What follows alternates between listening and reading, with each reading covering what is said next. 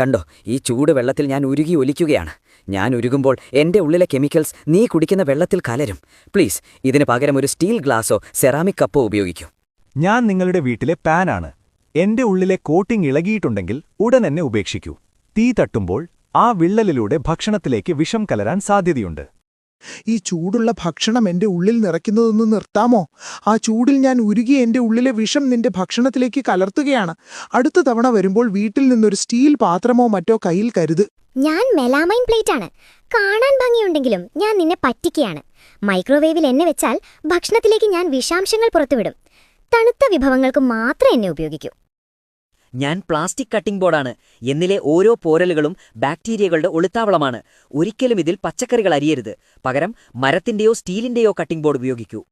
ഞാൻ പഴയ കിച്ചൺ സ്പോഞ്ചാണ്. നിഷ്കളങ്കനെന്ന് തോന്നുമെങ്കിലും ടോയ്ലറ്റ് സീറ്റിനേക്കാൾ കൂടുതൽ ബാക്ടീരിയകൾ എന്നിലുണ്ട്.